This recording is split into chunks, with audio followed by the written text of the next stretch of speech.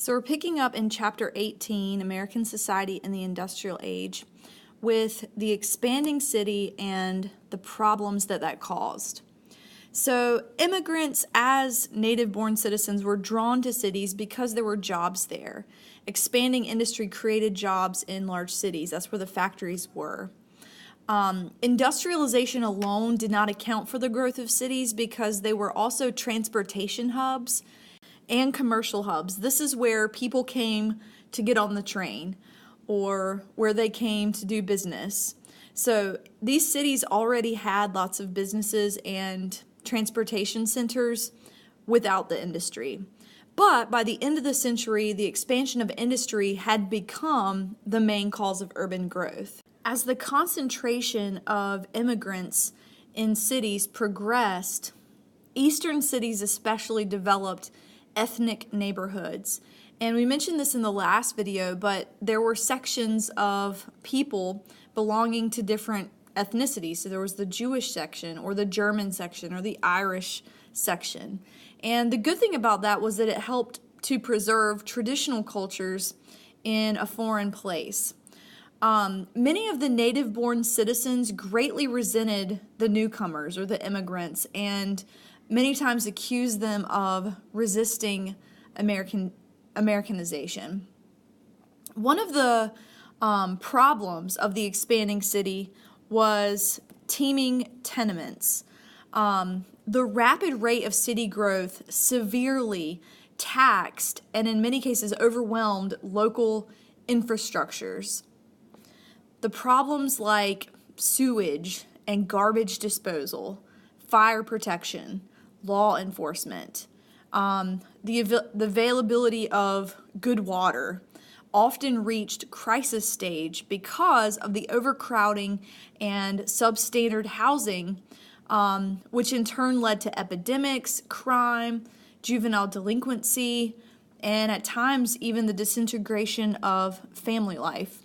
And so there were efforts to enact new building codes and to design new modes of urban housing, but really those didn't bring about major improvement. For the most part, the slums bred crime, and the more affluent people just left and went to the suburbs. So the cities modernize. Eventually, the problems confronting the nation's cities began to yield solutions, and technology really contributed to some of the answers to this problem. For one, the development of the electric trolley lines not only allowed cities to expand outward, but eliminated much of the pollution of horsepower in the city. Also, improvements in street paving and electric lighting enhanced urban growth or urban life.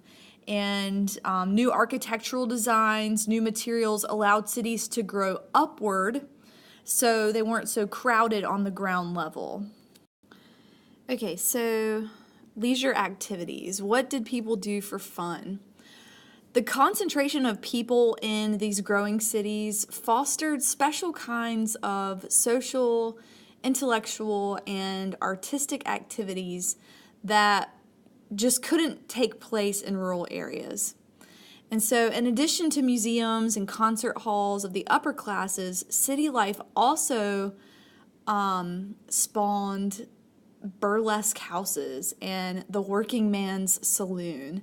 And of course, saloons were places for men to meet friends, exchange news, eat, gamble, drink. Also, parks and amusement parks were built that could be reached usually by trolley, and so family activities took place there. Biking, golf, tennis became really popular in the early 1900s. And the Calvinist ideas about sports being a waste of time began to evaporate as people spent an increasing amount of their time engaged in leisure activities. Cities provided the population necessary to maintain spectator sports like boxing, baseball, football, and even basketball. And people would bet on horse racing and boxing matches, and wealthy men would even sponsor their favorite gladiators.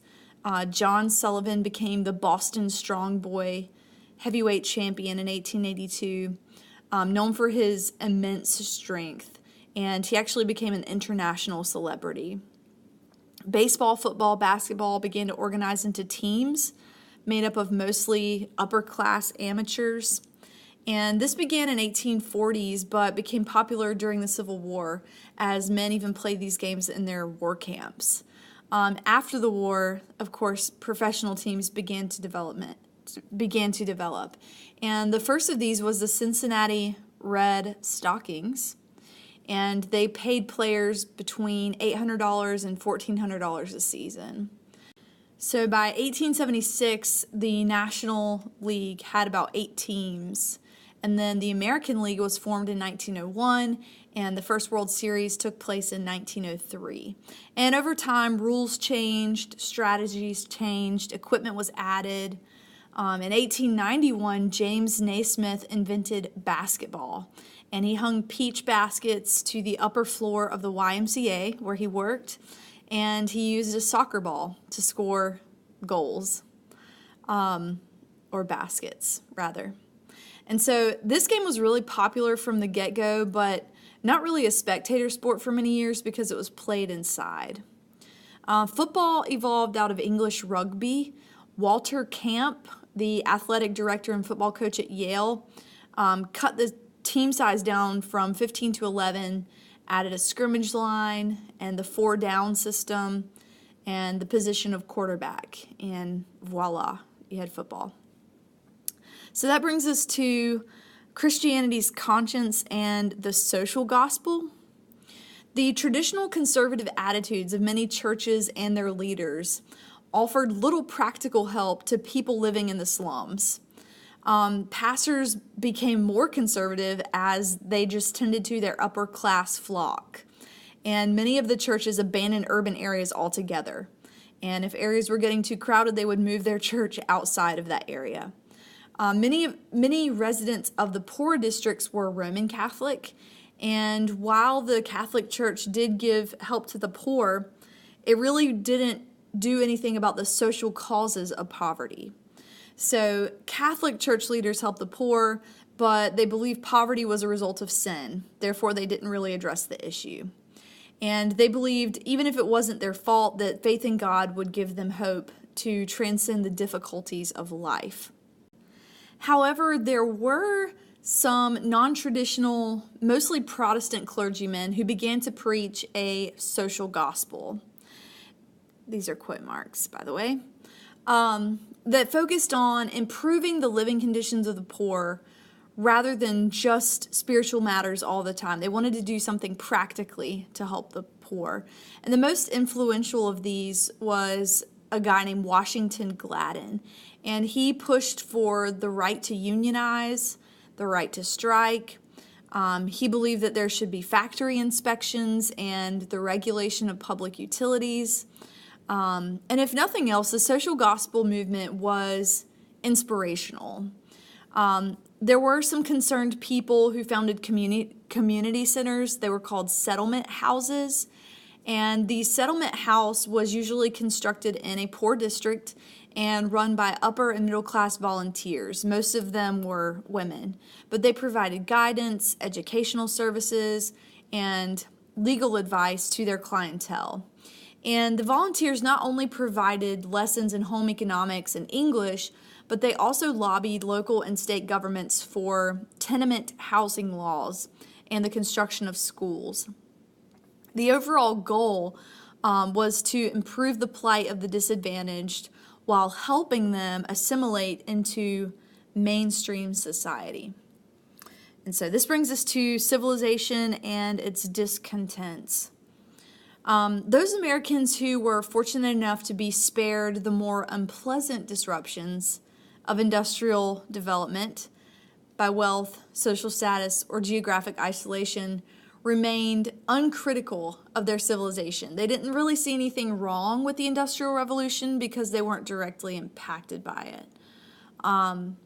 However, blacks, many immigrants, the poor, and a growing number of reformers found much to be critical about in American society because of the Industrial Revolution.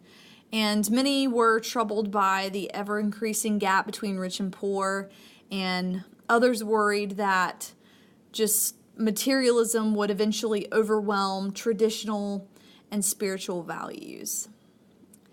Okay, so we are going to bring chapter 18 to an end, and we'll pick up in chapter 19 with intellectual and culture trends of the early 1900s.